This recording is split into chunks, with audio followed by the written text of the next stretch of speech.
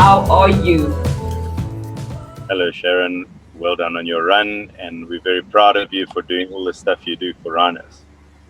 Awesome. Thank you so much. But I want to chat to you a bit about Amakhala Game Reserve today because obviously I have spent a little bit of time out there and we have done some promotions during the course of this run also for Amakhala.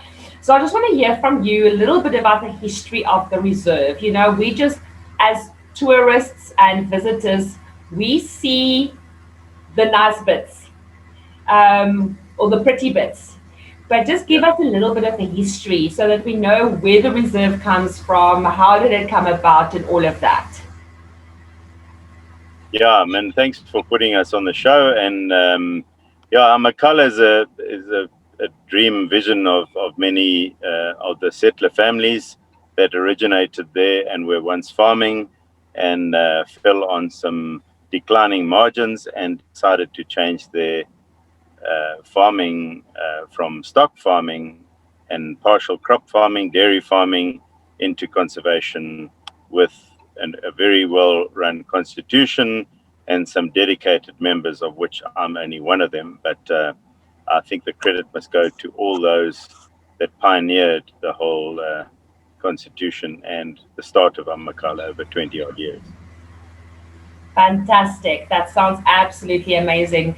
And I know that obviously, as a reserve, all the different bits and pieces, you guys are also very involved in various conservation initiatives, various other organizations that you support and that support you. Can you maybe just elaborate a little bit on how the whole thing fits together? Yeah, there are many very well run organizations within Amakhala. We have the Chippenberry Foundation, which was started by Brent Cook and his wife Chantel and Paul Nordier. And that essentially works around rhino conservation. Then we have the Lion Roars Foundation, which does a lot of good in anti poaching and humanitarian things. Then we also have the Amakhala Conservation Center or the Amakhala Foundation, which has bursaries, a lot of outreach, helping in local towns like Patterson. Um, then, yeah, we also give out through Ulovane, which is the training academy, several bursaries through the Amakhala Foundation each year. There's also another one called ARC, which is the collaborative Rhino Foundation set up essentially by a few good people like William, my brother, Brian Bailey, Dave Patel, no stranger to Port Elizabeth, is on the board as well. And that essentially moves around rhino conservation and a number of things under the ARC brand. So there's several foundations that really do good, and they have volunteer levies that go through the conservation, through booking bed nights, and then all get paid into running these various social upliftment programs within the reserve. That is absolutely amazing. You know, I love the fact that obviously, you know, we're all passionate about conservation. We're all passionate specifically about rhinos. I mean, I, for one, am married to the cause. Yeah, yeah, yeah. We're all doing a bit. Oh, fantastic, fantastic. But I absolutely love the fact that as a group of people, a group of organizations, Amakhala does so much more than just conservation. You know, I'm a firm believer that unless you involve your communities, you will never really crack the nut in terms of conservation. And you guys have had some significant success stories. Would you like to maybe share one or two? Just quickly touch on it. Yeah, I think the credits must go to certain people like headed by Jennifer, Dr. Jennifer Gush, and she works closely with Rhodes, a very, very good group of people. Richard Gush's wife as well, Kathy, does enormous amount of work, and there's some very good people on there like Andrew Muir that also sit on the foundation board. Um, So I think, from really humble beginnings, in an old farmhouse shed, it's slowly but surely they take a lot of children to see animals in the park. They get involved with Arbor Day.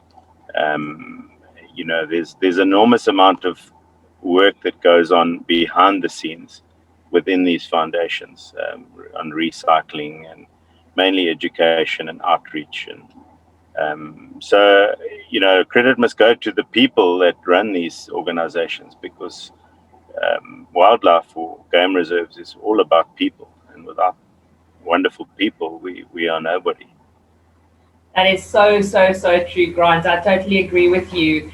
And, the folks at Amakhala certainly have seemed to they got the mix right, and it's so heartwarming for me to see, because as you know, my whole thing is, as you can see here, Yeah. save the rhinos, save the people. So Yeah. I think just like you, I believe that there's such a huge mix of people needed to make this thing work. And when I say this thing, I'm meaning more than just saving rhinos.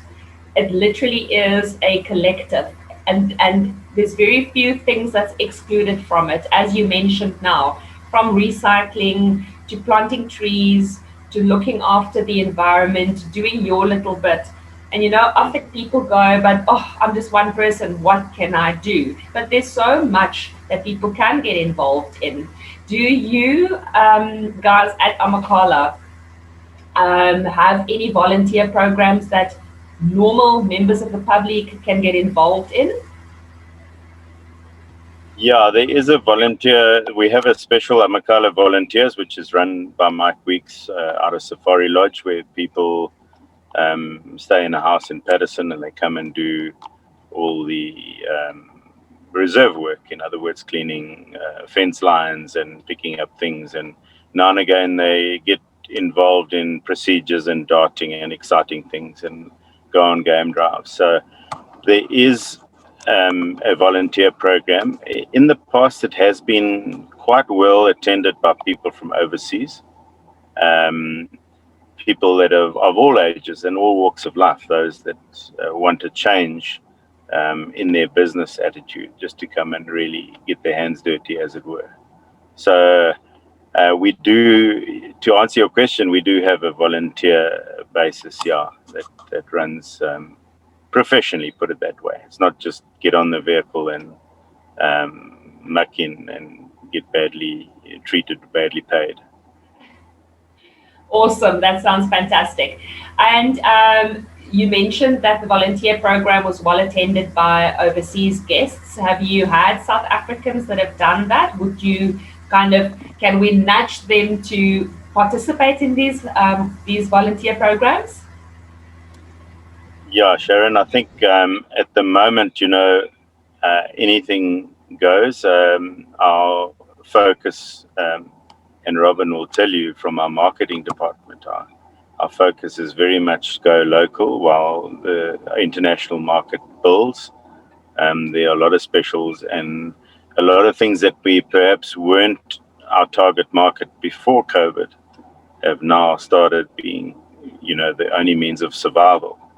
So yes, local people, PE people, day trips, some volunteers, anything like that, just to keep the wheels turning for conservation is vital. Whereas we've had to shift our focus now post COVID.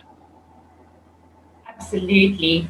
And I think with COVID, a lot of the, as you say, focus has shifted from making money to just making things tick over.